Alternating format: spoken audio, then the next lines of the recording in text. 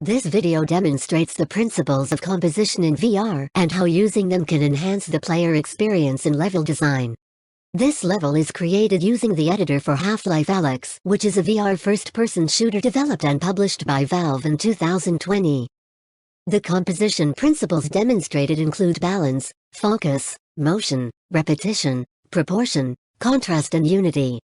The level starts in a small attic room where the player has an overview of the whole space, creating a feeling of safety. The window on the left creates a contrast with the rest of the environment, drawing attention to itself. Looking outside, the player has an overview of the first enemy encounter from a safe perspective. The player gets a pistol as the first weapon and 4 clips of ammo.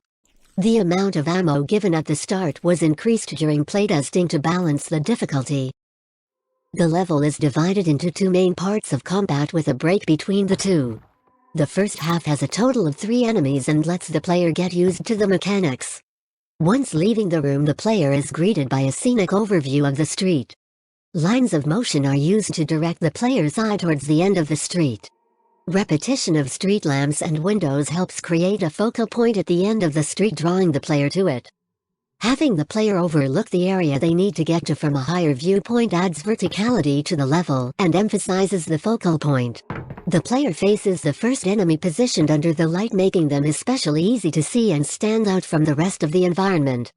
There are 2 ways to approach this encounter. Less experienced players have the opportunity to test the weapon in close combat and experience the amount of damage the pistol does. However, this wastes a lot of ammo, jeopardizing the player in the next combat situation. The second option is to shoot the red explosive barrel under the light to eliminate the enemy from afar.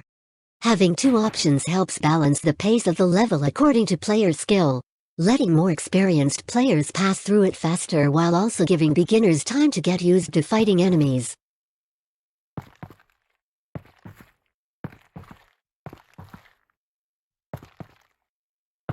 Once leaving the courtyard, the player is faced with 2 more enemies. This time they are on the same ground level as the player, allowing closer combat to raise the difficulty.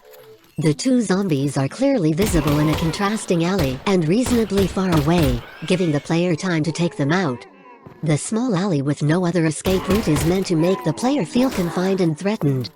In the background, the same street is visible that was seen from the balcony before, indicating the right direction as well as marking the end of the first half of the level. The street serves the purpose of a break between the 2 halves of the level and lets the player stack up on ammo and other pickups. There is also an option for a grenade for the player to use.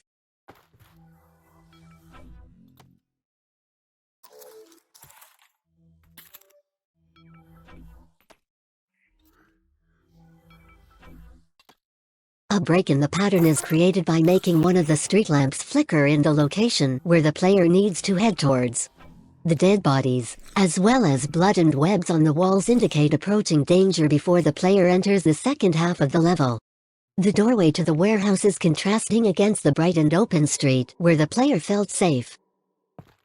Once entering, the player is faced with another enemy, this time in darker lighting conditions. The player has once again different options to fight the zombie, either by throwing the grenade or continuing using the pistol.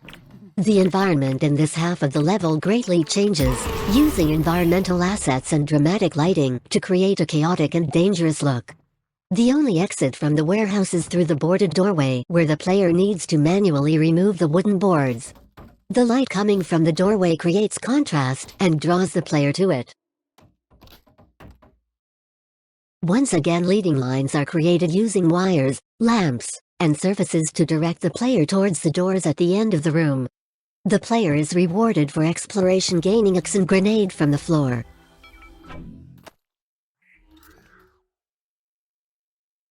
Here the player also picks up a rapid-fire gun before the final battle. After playtesting and gathering feedback, the rapid-fire gun was moved here instead of having it near the entrance of the warehouse. This way the player receives the better weapon just before the most difficult part of the level, emphasizing the challenge ahead.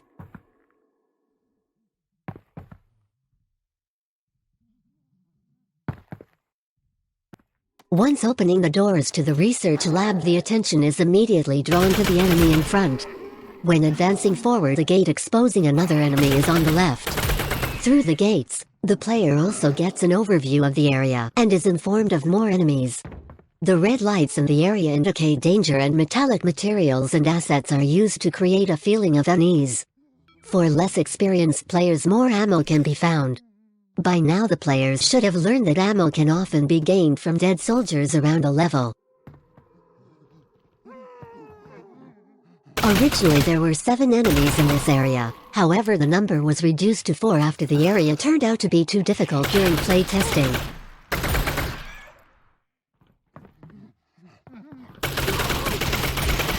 Additionally, the positioning of the concrete pillars was adjusted to open up the area more so the players could move around more freely. The player has an option to take out the final enemy in the doorway with another explosive barrel.